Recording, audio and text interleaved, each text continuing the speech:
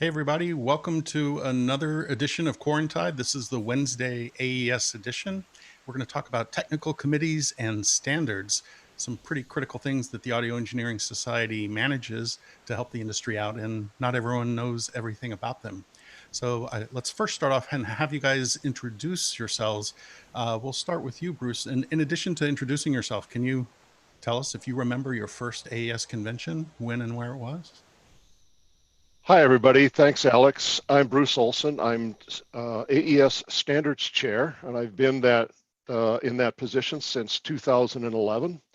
And my first convention was 20 years prior to that in 1991. It was at the Waldorf, or I stayed at the Waldorf. The convention was held at the Hilton in Midtown Manhattan.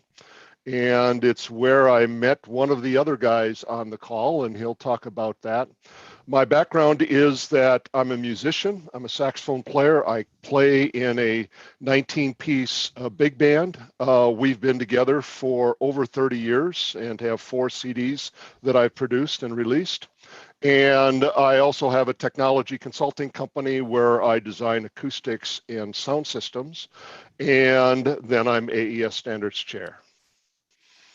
Awesome. Well, so we should encourage everyone to contribute their favorite saxophone jokes in the chat, because we have another saxophone player, Steve Hutt. Hi, everybody. Yeah, I'm Steve. I chair the Technical Council, and actually I also participate as chairing one of the technical committees for loudspeakers and headphones, and one of Bruce's standards groups, SCL 403 for loudspeaker measurement and modeling. Yeah, I'm a saxophone player, or I was. I don't play it so much. I find it easier to sit at the piano because it's always plugged in. It's usually a little out of tune, but that's okay. I'm the only one listening. So first convention was 1989, and I think eventually we will come to what does AES mean to us in terms of the meetings and so on. So in a word, networking. And then in 1991, I met my good friend Bruce, and I don't think we foresaw that one day we would participate on the committees and try to guide AES in different ways. But you've gone from regular members to leaders, critical leaders in the society. Yeah, indeed, we have. Yeah. And so the two of you have shared many a $15 Javits hot dog. Yes, we have. Also on this call is our host, the founder of Eventide, Richard Factor, who I just want to point out, Eventide is kind enough to support this AES edition. So we don't give him a penny, and still here he is, and his company is supporting this effort. Hey, Richard, thanks for joining us and for hosting us. My pleasure. I guess this is my reward. I actually have a penny here. I saw it a while ago, but I guess that's something that, along with its larger brethren, has gone by the wayside. I have no musical talent whatsoever. I do know a really good banjo joke that, if it were legal, I could turn it into a saxophone joke, but I'm not going to bother because it's more than one line. I have been to probably more AES conventions than almost anyone, because we started all this in 1970. I may have been to a 1969 convention, but that being the 60s, I would have forgotten it, of course. I wouldn't remember. But I've told this story before. Our company just started, and we had absolutely no idea what to do other than one particular thing that was commissioned. So I and my buddy came up with some mock-ups, brought them to the show. They had incandescent lights. That's how long ago it was.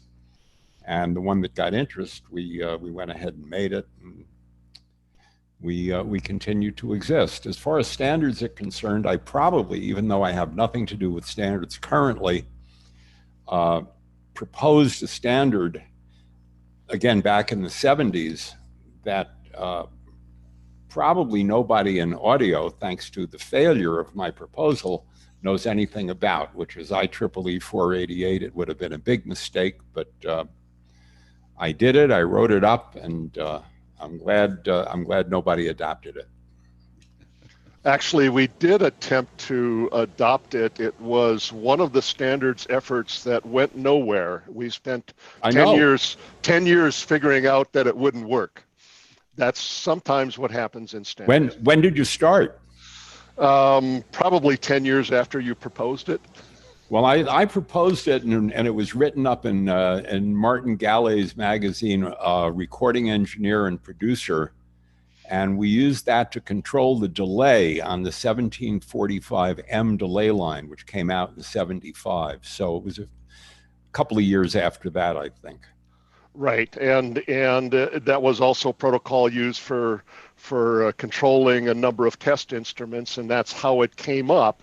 There was an awful lot of effort in that time, back in the late 70s and the early 80s, in coming up with a control protocol to control everything audio. And a few of them made their way into standards, but a few of them also did not make it. And it's interesting that some of the people who were involved in those efforts are still involved in AES standards efforts for the modern day control protocols that we're working on that are network based. Well, so let's dig into standards a little bit. I'd like to propose, and I guess Bruce, you're the person to go to. I'd like to propose that Jimi Hendrix Little Wing should be adopted as a standard. Night and Day is great, and Freddie the Freeloader should be a standard, but can we add Little Wing? Are you the guy to go to? I am the guy to go to for that, and the first thing that you need to do is to create a proposal. And that proposal for a standard, much like what Richard talked about, says what would be the benefit of doing that to the AES and the larger audio community at large. And once you have defined what the benefit would be, then you need to also describe who would it affect and how would it help do that. I think that it might fail on its merits when you start trying to answer those questions. Are you suggesting the changes in melody aren't worthy of being played in every Holiday Inn conference room? Not at all. I'm suggesting that artistic content is not something that we standardize. I think that would be a very horrible thing. As you know, I'm a jazz musician, and I'm very much in favor of improvisation, and that flies in the face of what we do as standards. Oh, it's standards, not jazz standards. Never mind. Okay. So yes. Maybe you could connect us to an actual standard that does have merit. Give us a sense for some standards that already exist that we might have been using without necessarily knowing. So our first standard, which very few people know about, was actually released in 1951. We started developing standards at the beginning of the AES standards back 75 years ago. But the first one that was actually released was AES 1. And you won't find that on our website. I'm working on getting that reissued. It was a standard that told you how to use all of the standards that were out there for phonograph playback. So at the time, this is before RIAA, and for those of you who don't know what a phonograph is, you can Google it. But at any rate, these are vinyl records. They're seeing a resurgence, but there were a number of different equalization schemes in order to play those back, and you needed to know which ones to use for which manufacturer. So our first standard was sort of a compendium of standards that said, here is the standard that you should use if you're going to play back this long playing record. And then the next one that I'm going to talk about is AES 3, and that's when we moved into the digital era. And AES 3 is the standard that is used by CD players and by recorders and by communications between digital devices of all sorts. Richard, you probably have a few AES 3 inputs and outputs on your devices, don't you? Well, I didn't know the number, but I know we have plenty of, I think we call them AES EBU, right? That's right. And AES EBU was the term that everybody knows. It was actually an AES 3 standard that the European Broadcasting Union, EBU, also adopted because it allowed then broadcasters to communicate between equipment in the digital world. And so basically the standard sets the rules that all manufacturers could follow so that we don't have a proprietary interconnect between one device and another. Whereas the AES1 you referred to, it seems that every record label and or stylus manufacturer was designing their own proprietary playback EQ, and it's a mess for the consumer. They'd like Correct. to have the same thing. And in fact, in the development of AES3, the digital standard, one of the issues at that time was you had the earliest digital recorders from Sony, Mitsubishi, 3M, and all three of them used different sampling rates. They used different bit depths. They used different everything. So AES3 started to bring interoperability to what had otherwise been chaos. You had recording studio owners. One of them is a well-known AES member in the UK, Bill Foster, was on that standards committee. And he was there because the manufacturers that he was dealing with, he could not convince them to talk to each other. They all wanted to sell their proprietary solution and mean that they would lock out everybody else in the industry.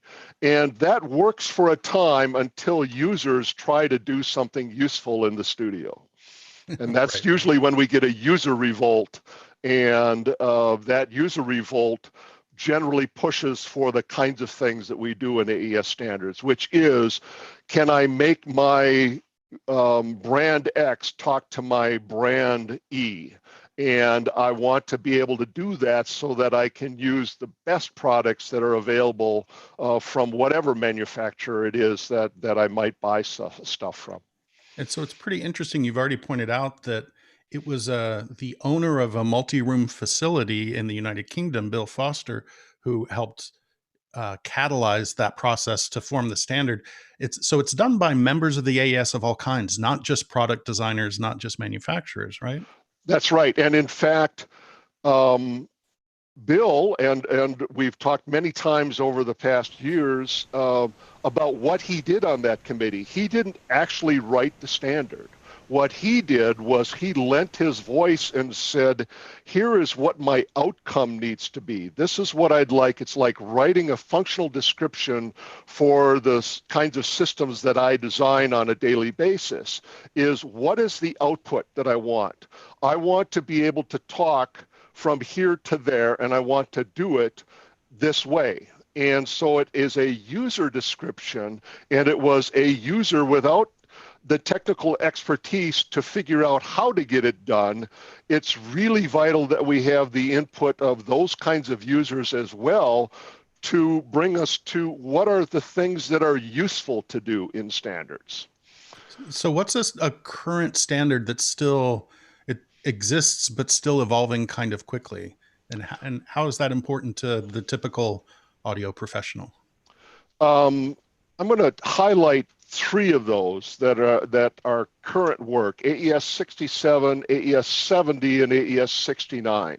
I just want to say, Bruce, those are really catchy names. I know they're catchy names, and if you want to figure out what those catchy names mean, you can go to the aes.org site /standards, and you'll be able to find all of the long descriptions of them.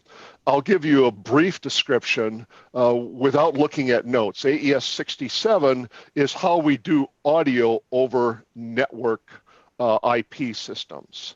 And AES 70 is closely related, and it goes back to what Richard first brought up. It is a standard on control protocols for controlling audio devices that live on networks so that we can control their gains and their volumes and their input routing and their output routing and those kinds of things. And those are standards that are generally being revised every 2 to 3 years based on user feedback to the standards themselves as to what do they have and what are they missing and what would we like to have in addition, because we find new things to control, for instance, and now we need to write a protocol for controlling that new thing. So the standards remain stable. That is, they don't change things that cause things to not work again, what we call interoperability. And so they maintain this communication between devices while still adding new things that are going on. The third one that I mentioned was AES 69, and that one was released a few years back, and it is spatially oriented format for acoustical material. And it is what the companies that build your cell phones and your portable tablets and all of that, if you want to experience music that is spatially oriented, it gives you a standard for how do we describe that, so that now you as a user picking up your cell phone and listening to the music that you want to listen to is being presented in the way that the artistic creator had intended for it to be heard. And how is that different from just stereo? What might an artist want to have happen? Well, we might want to have things move around your head as part of that artistic content creation. So not just having drums in front of you and the background singers on the left-hand side and the lead guitar on the right-hand side, but there may be elements of the production of the song, maybe something that's got some processing from, oh, I don't know, some sort of Eventide device, for instance, that is giving you some sort of a spatial sort of environment. And I want to place that specifically for the user to hear, not in their two earbuds, but someplace else in the spatial environment that's being created by stereo. And by the way, you do know that stereo is not two-channel audio, right? Uh-oh. Uh-oh. Now we dig into the weeds. Stereo is, in fact, a description of the sound field that you're going to listen to a stereophonic reproduction, which puts the information around you. So coming back to this AES 69 standard, it would be possible for a creator to put the saxophone down the hall to the left, out to down the street and around the corner. Usually where they put us. Yes. Okay, that's good to know. AES 67. Richard had a dog walking around behind him. Is that called Richard Factor's dog number 17? Because that's how AES would name it. No, actually, his name technically is Winston the puppy. Winston the puppy. Winston the puppy. He's not a puppy. He's almost 8. He can be very loud when he's been consigned to my quarters because we were getting a delivery. And he has his own website, priups.com/Winston-the-puppy. Terminally cute. I'm hoping that makes it into the chat. That's the most important URL you'll see today, besides aes.org/join. That would be another one not involving a cute puppy who's now 8. Steve, we haven't had the chance to hear from you. You are the chair of the Technical Council, which itself is made up of 20 technical committees. And it's almost impossible to talk about committees without making people fall asleep, because the word committee invites the word subcommittee. And I just fell asleep a little bit just now. I just took a nano nap. So I don't want to get too lost in the details, but what the heck is a technical committee, and what should members know about it? What can they do to help a technical committee? Maybe give us some examples. Or what can a technical committee do to help them? Yeah. The committees are focused around technologies and the forming of technology. So some of it is kind of hardware or physical, as in acoustics in space is physical. So I'll read off I don't know if I can read all 20, but I'll give you some ideas. Acoustics and sound reinforcement is a committee. Archiving, restoration, and digital libraries is a committee.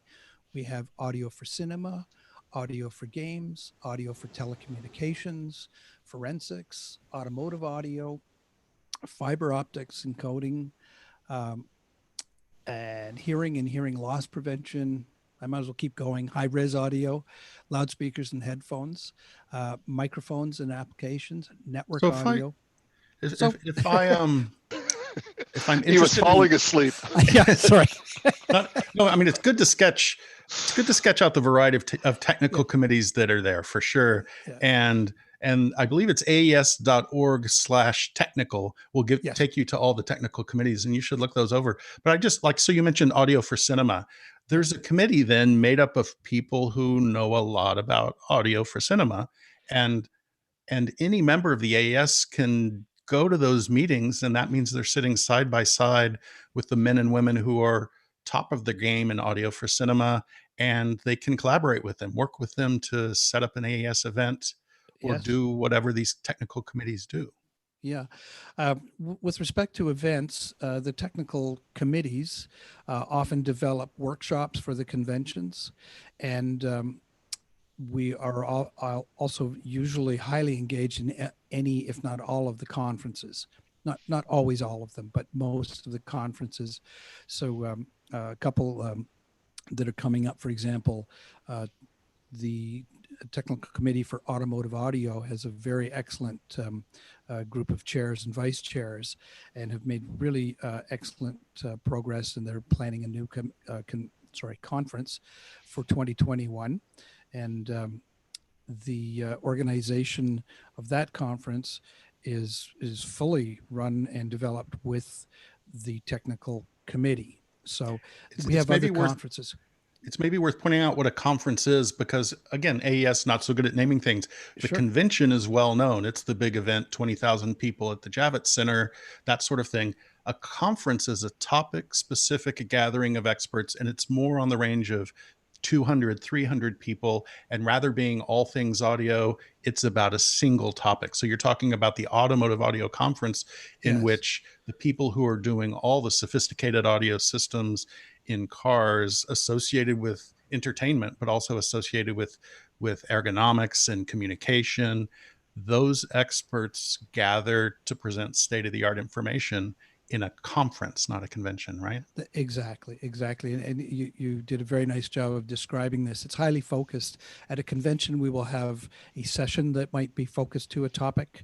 And at the conference, we are focusing to somewhat of a broader topic. So say, for example, it's cinema or it's automotive, you can have contribution that is in all aspects of the chain, from beginning of recording and capture through to all the black box in between, and the technologies of loudspeakers for reproducing, and then what's happening in the acoustic space or external influences such as noise and so on. And it's a conference is a really excellent experience to get a broad picture in this topic area. And if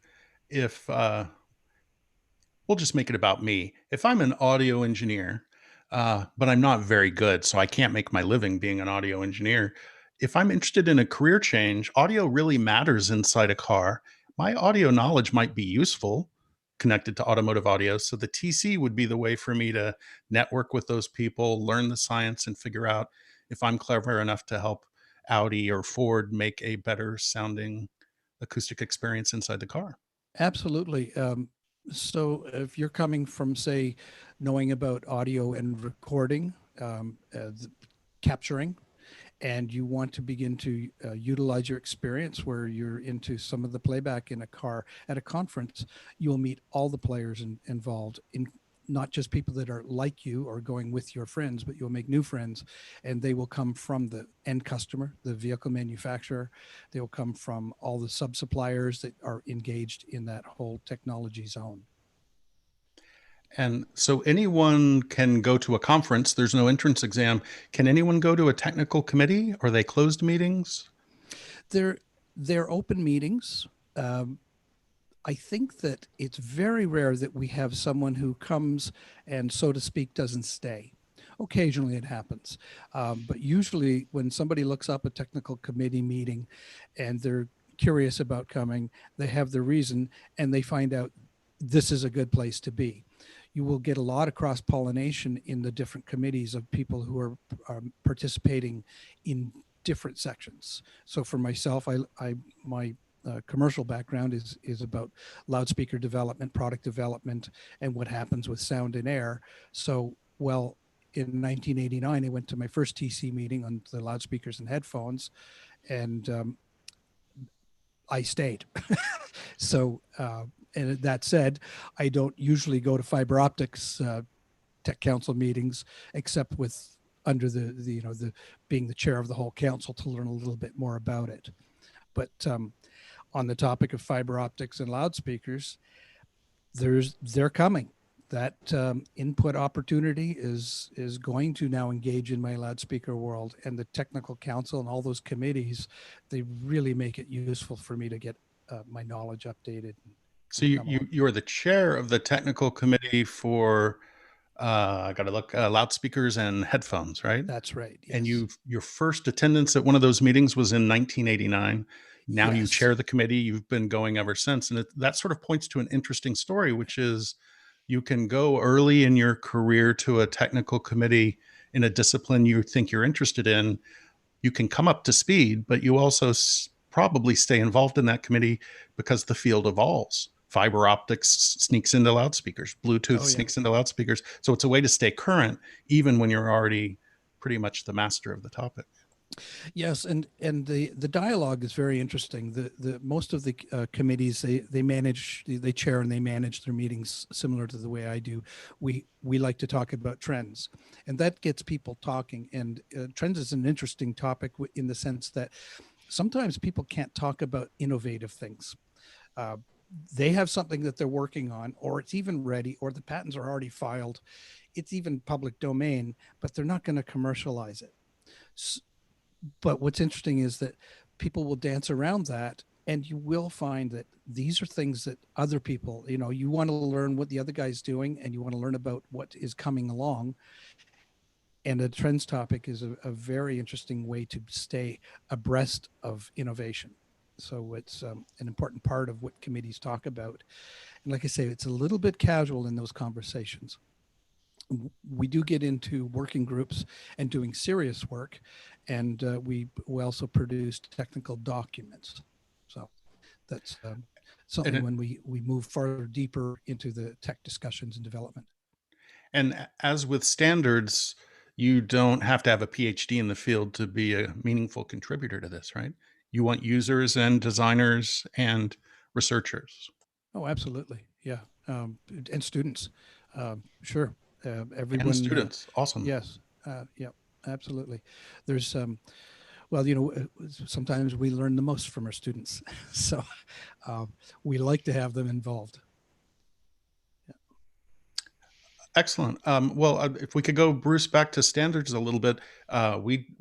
You pointed to 3 standards. I'm wondering if you can help us better explain what happens when there aren't standards. What is a failure that we are preventing by doing all this hard work? I'll bring up another standard. This one is AES 14. And this another catchy name. I like it. Another catchy name. And this one actually had I was unable to find my prop for this. Again, in 1991 at my first convention, I was staying with a friend. His name is Drew Daniels. He was an application engineer and well known out on the West Coast, and was a member of the LA chapter.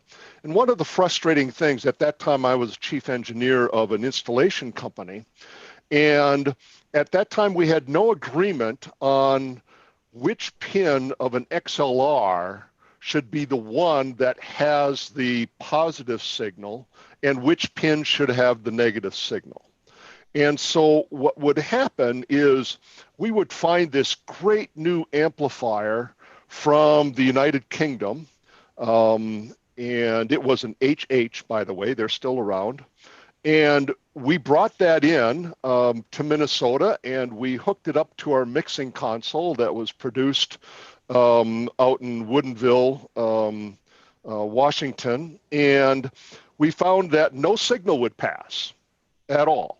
And this was in the day before we had balanced interconnections on amplifiers in particular. And the reason that we had no signal being passed was that pin 2 was the signal with the positive from the console manufacturer, and pin 3 was what the amplifier manufacturer thought should be the correct pin to put that signal on. And so when you connected them together, the positive signal from the mixing console went to the ground of the amplifier, and the ground of the mixing console went to the positive of the amplifier. Therefore, both sides of the line were grounded out. So Drew Daniels and the LA section of the AES created a spinner. I wasn't able to find it because my wife stole all of mine and brought them to school to use for her students. And so I told her to restore it. What it was a small spinner about so big, and it was like a game spinner, and you could spin it around, and you could then use that spinner like a magic 8-ball to choose should pin 2 be hot or should pin 3 be hot.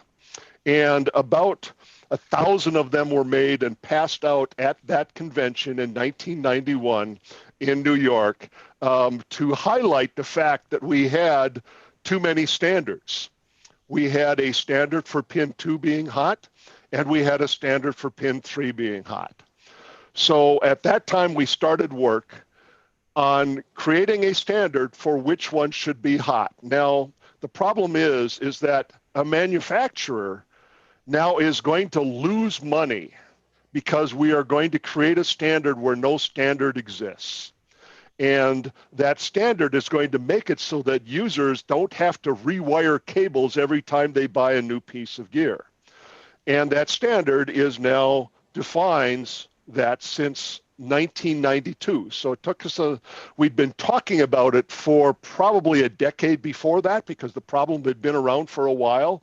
But it took this spinner to actually galvanize action into deciding we need to standardize this, and a year later we came out with a standard. And that meant that all the manufacturers that were using pin 3 for their high signal now had to change all of their boards and all of their products so that they complied with the new standard. Many of them went to adding switches at first to switch between pin 2 or pin 3. You can still find those products. But the reason for the standard is not only does it help users, but it helps manufacturers make more money.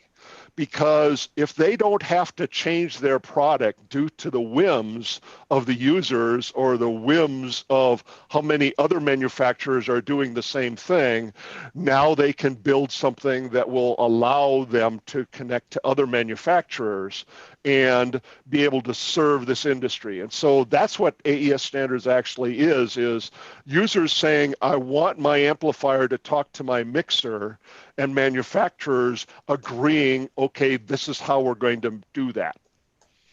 And it can be as practical as and as simple as, almost embarrassing as, which pin is hot. Yes. But then it can become quite sophisticated and clever, which is what you were talking about with AES 67, which is defining the standards that makes it possible to have high resolution multi-channel audio squirting through a Cat5 cable or a Cat6 cable. And That's then right. the control version of that lets us control mic pre's remotely through IP, change the routing. So from which pin should be hot to these very sophisticated systems, both of those make it possible for the manufacturers to give us products that make the creatives that much more productive. Can I That's right. interrupt for just a second? Absolutely, Richard. A question for Bruce. He's slightly wrong. I remember having discussions about pin 2 and pin 3 hot at least in 75 and maybe earlier. And I will never have a better opportunity to find out than right now, which is, did you use the spinner to determine the standard? That's a great question. We did not, because we didn't have a good mechanism for taking a survey, because what you would want to do is to distribute all of these spinners and have people all spin the spinner, and then we would survey them to find out what the spinner told them. Well, we didn't do that. What instead we did was we looked at what are the technical reasons for choosing one versus the other. And that was the conversation that we actually had with the manufacturers, and the manufacturers then had to work out and provide a good technical reason. That's how a standard gets passed. What is the technical reason? I'm sure, because as you described, the XLR became popular just about the time that you were starting Eventide, because before that, we didn't even have a standard on which connector should be used for inputs and outputs of devices. And I remember that our first products, the less expensive products, used terminal strips, which at least had the benefit of clear labeling. That's but right. We also, our first delay line did use XLRs, and that would have been 70. Right, and so that XLR started being used in the late 60s and early 70s, and it grew up organically. It was a connector not designed for audio. It was stolen for use in audio. It was convenient. It was better than, for instance, twist lock AC connectors were used and were in New York in Broadway theaters up until only about, the last ones I saw removed were only about 15 years ago, that they were using twist lock connectors for their microphone and loudspeaker connections. And so, first of all, we had to standardize on a connector, but then everybody decided, and I'm sure that you had discussions in your engineering team at Eventide about how should we wire this. We're going to move from a terminal strip. Now, where do we put our positive signal and where do we put our negative signal? And you came up with a technical approach to that and decided what you were going to do. Manufacturers all throughout the world, without benefit of the internet, also made all of those same decisions, but maybe made the opposite decision. Well, in fact, we know they made the opposite decision, because we spent then the next 22 years with things not working when you tried to plug them together without rewiring cables. So AES 14 fixed that problem. AES 14 fixed that problem. And Eventide probably boldly went pin 3 hot, but we won't go down that story. I don't actually remember. Do you, Richard? I think we were a pin 3 hot company, but we also offered, for a more or less reasonable amount of money, balancing transformers for our inputs and outputs for reasons both practical, commercial, and superstitious. I like that. What we try to do in standards, by the way, is remove superstition. That is another standard, AES 48, one of the two standards that got me involved in standards as a user. So AES 2 was the first one, and that is the loudspeaker standard done by Steve's committee. And I got involved there because a manufacturer was trying to force through unreasonable demands based on superstition for how we should measure loudspeakers. And it caused problems over on my side as a designer, that they were asking for too much information, actually, interestingly enough. That's interesting. So you can be you defend the consumer by preventing bad science from getting traction. And so I joined that standards committee, and that was one that I joined in 1992, a year after my first convention. And by the way, I've been an AES member since 1978 when I joined the industry. So this was already 15 years almost later after I joined the AES itself. And the second one was something where there was an infamous journal issue. It is still the most purchased journal issue from 1994, and it described a problem with noise in sound systems, and was described by Neil Muncy as the pin one problem. That is, when you connect stuff together and it picks up the lighting dimmers, that's generally a bad thing. And there's a lot of superstition and myth that was destroyed. And again, that was something that I first ran into with my first mixing console in 1972. And it was until 22 years later that a really brilliant engineer, Neil Muncy from Toronto, described why that was happening. And 10 years later, we finally released a standard that said, here's the thing that you should do as a manufacturer to prevent your users from having to deal with dimmer noise in their recording studios and sound systems. So we're much more likely today to hook up a complex system and not to have to worry about hum and buzz and other unwanted non-audio signals getting into our audio signals because of that sort of work. That's very exciting. If the manufacturer states on their data sheet that they are AES 48 or 58 compliant. If they don't state that, then all bets are off. And there are still manufacturers who have not seen the light, and there is still equipment being produced that produces problems like that. One of the other authors in that article, in that journal, was Bill Whitlock, and Bill Whitlock and I continue to every year at every convention spend, this past one was a 3.5-hour workshop on how to prevent noise, how to find noise, and how to actually remove noise from your sound system without causing safety concerns for the users of that equipment. And I won't go into the weeds on that, but that's a well-known thing and heavily attended at every convention. And Bill and I are somewhat astounded that here we are some 25 years later, still talking about the same thing over and over again. Even though we have standards, just because we have standards doesn't mean that people necessarily follow them. I'll just point out that at Eventide's first Audio Engineering Society convention, those devices that just had incandescent lights but didn't do anything, they didn't make noise either. So there's that. I wanted to loop back a little bit to the overlap or collaboration that sort of exists between standards and technical committees and also users. So I'm thinking, for example, of like there's a technical committee for archiving and restoration. We have people all over the world trying to rescue assets from perishing. And so there's this need not just for standards, but for guidance on how to preserve multi-track assets. What's the proper way to bake a tape? What's the right robust way to digitize, store, archive, add metadata? Does the technical committee help inform the industry on those important things? Yes, so that's something. Go ahead, Steve. Well, yeah, I'll probably give you the same answer or not. You can correct me.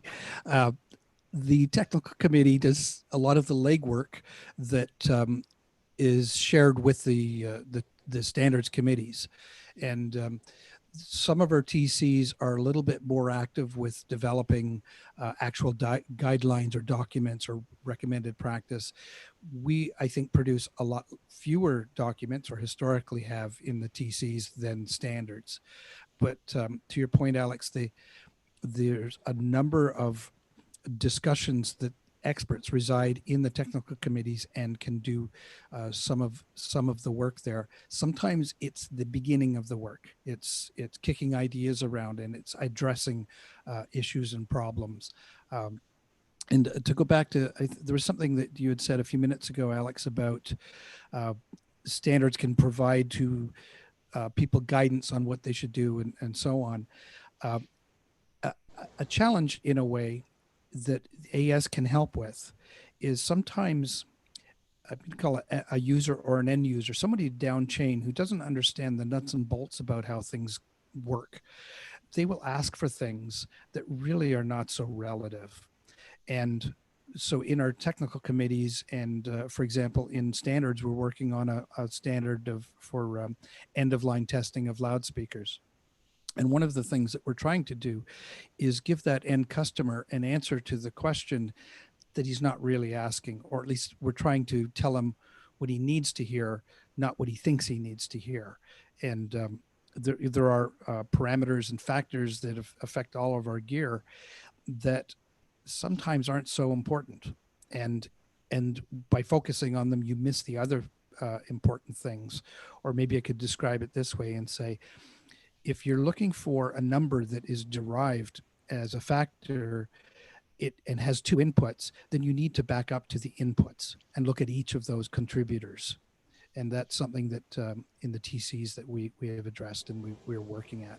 So you're essentially preventing audio superstitions from even forming. If you can answer the question the right way, even if it's not the right question, That's it right. keeps things focused on the right problem. Exactly. Yeah, so the first standards from AES were developed by the technical committees. And this AES one that I talked about was developed by the technical committee on, I don't remember the name, but there was a technical committee that dealt with long playing records.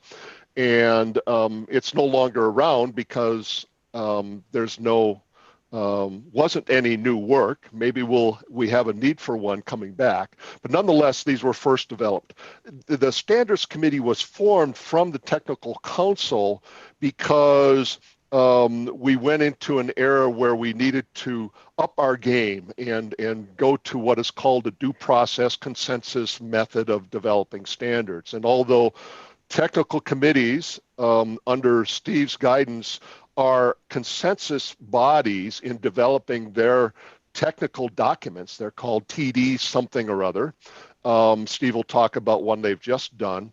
But sometimes these technical documents are needed to describe the state of the industry.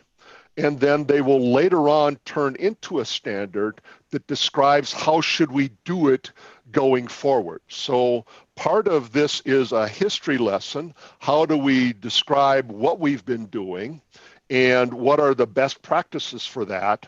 And then it helps us to understand what are those things that we should standardize and bring into the standards realm. And so we've got a few documents that have done that over recent history. Broadcast Delivery came up with a way of doing set-top boxes, these things that control your TVs these days, as regards to broadcast streaming delivery. And that changed went from a technical document that was released and became a standard. And so it's kind of a way, what we don't like to do in standards committees is discuss the state of the art. We're not a Usenet group. We're not something where we talk about all of the possibilities. We talk about in standards, we like to focus on what are the goals, what are the targets, what do we want to make talk to something else. The technical committees have a little bit more free rein to wander around and figure out what are all of the things that are being done and how should they be assembled together. So there is an interaction that goes back and forth between, sometimes we've had standards efforts start and we go, you know what, this is not leading to a standard. And so it should actually come back to the technical committees, and Steve and I report to each of the others' committees on this. What are the things that need to move back from standards to technical committees, and what are the things that need to move from technical committees to standards? And so part of what you're pointing out is that there's no AES headquarters that dictates what standards should be. It's very organic and it's very bottom up. It's the designers and the users who find their way to a current state of the art that's too messy. Maybe we should give it some structure. That becomes a technical document. Maybe it should be even more formalized, but then we have to be careful. And so what really seems to happen is that AES members, through technical committees and standards, AES is able to be the neutral third-party mediator so that Eventide isn't too mean to their competitors, which they're so famous for, as they have to collaborate a certain amount so that their gear is interoperable, so that I can access an Eventide H9000 through a CAT cable rather than an AES EBU cable. So it's bottom up and very sort of carefully kept neutral so that it's really productive for all parties. Right, and actually my role is to enable that process to happen. I don't decide what standards need to be developed. I have my inputs to the committees, and I'm still members of some of the standards committees that are relevant to my current work that I'm really interested in. But we depend upon users coming and saying, so what do you all do at that committee? How can I help? We really love having people come and find out what we're about and join our committees. And like the technical committees, Steve talked earlier that it's free and open. The standards committees are the same. We have a couple of caveats for standards that are not in technical committees. We are open to everybody who has an interest in the outcome of the standard. And the only people that we don't allow are press, because we don't want, when we're discussing how should we do things, we don't want the press to report on things prematurely before we've actually agreed. That would be a really bad thing for us.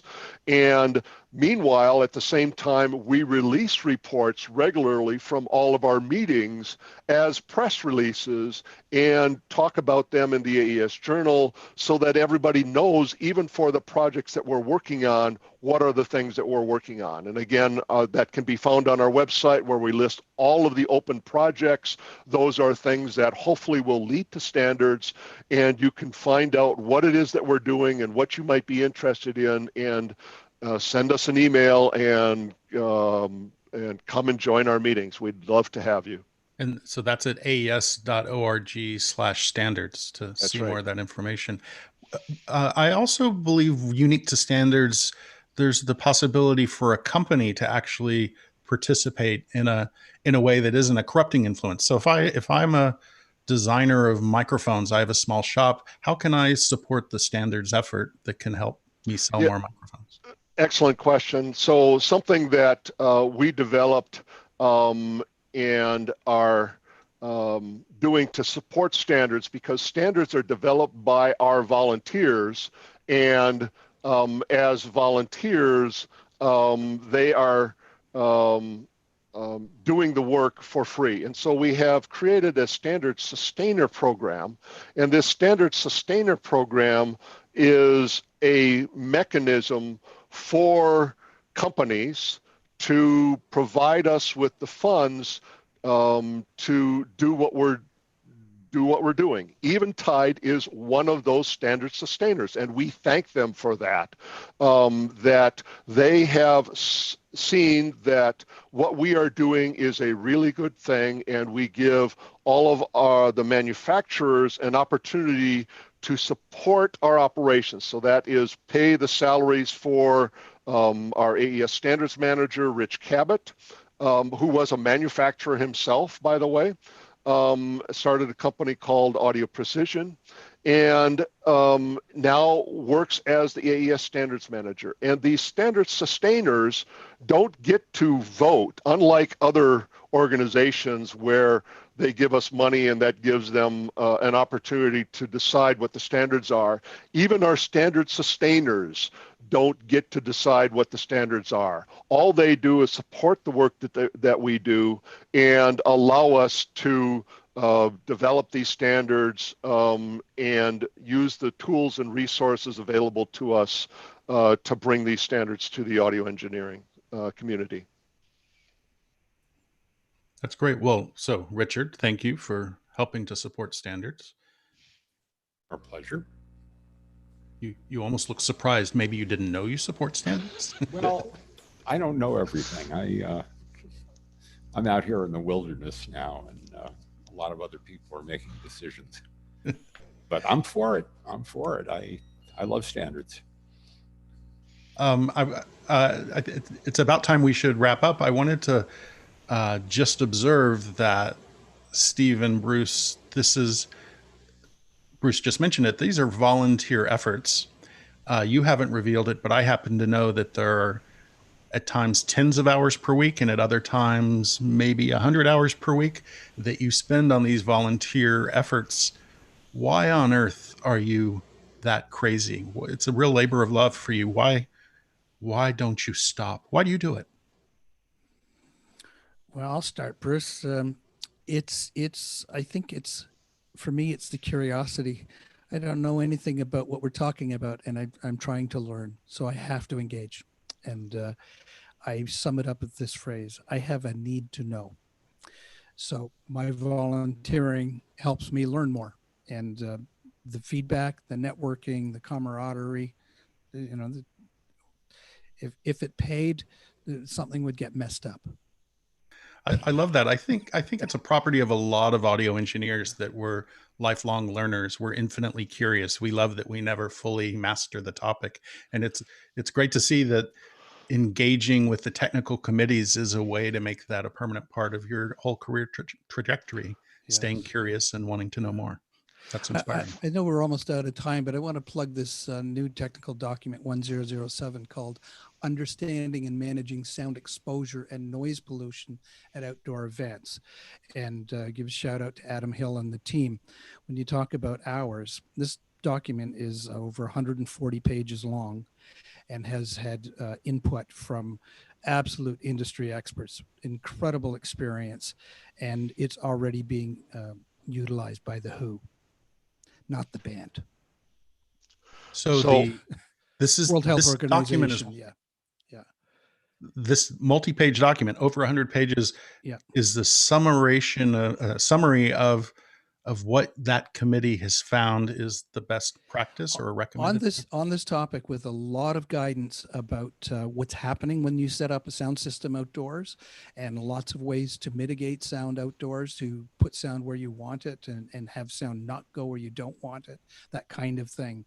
And it's all volunteer. And when we talk about the manufacturing support, there's representation by many competitive manufacturers who have all made a contribution. They've all given of their knowledge to build this document, and it's extremely useful. So all volunteer work, and brilliant. So if you're a sound system designer, a loudspeaker manufacturer, or a live sound engineer, Or an event manager, right? Or an event manager, Yeah. right? Or a community organizer. Exactly. There were and are meetings of this technical committee in which people who care about this get together and talk about it. So if you're new to your career, that would be a good place to go, no matter your discipline, sound system design or live sound engineer or event manager. It's a good place to build your professional network while also getting the knowledge you need. And then ultimately coming up with a technical document we hope makes the industry better. Yes. Well, and that's the key for me, is the networking. I'm an AES member because it gives me this opportunity to network with like-minded folks who are doing good work in audio. And when I first started and joined this, I was a guy who was hired to wire the XLRs for a recording studio for the company that I later became head of engineering of. So I came in at a very low level, joined the AES, and met everybody that I know in this industry through the AES. And the reason that I give back is because of that, is I like to pay it forward. I like to do for other people what was done for me by this networking opportunity. I was just going to point out some of the faceplates for those XLRs that you were building were purple, right? Yes, they were. You're in Minnesota? Yes. So we created all of the panels for what became Paisley Park, as well as a spin-off group called Flight Time Productions. Flight Time Productions, we created anodized panels that had the fedoras and spats across the musical staff, and that was engraved in or not engraved, but actually anodized into aluminum plates. Richard knows what it takes to do that. And then we also developed the same kinds of things as a provider for the folks that built Paisley Park. We didn't build Paisley Park. Sal Greco did that, and Sal and I collaborated on designing those panels. That came about because I started networking, and Sal was a guy that I met through this network. So a kid helping fabricate panels and solder XLR connectors now runs the AES standards. Your career Serves was the AES standards. I don't run anything. I try to run with all of the people who are doing the great work. Gotcha. You're too modest. Well, I hope people who endured our AES edition today understand that they can be as connected to technical committees and standards development as they want to, and that it's good to create standards, but it's also good for your career. It will build your network.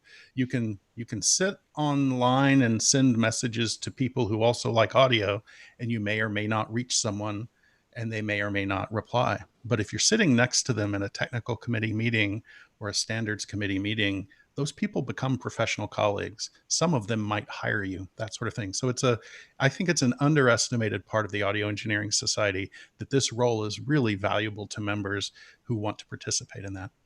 That's right. I'm very appreciative that for your time, Richard, Steve, and Bruce, and for giving us a little bit more context around this. Happy to participate. Thank you. Thank you, Thanks Alex. very much, everybody. Thanks.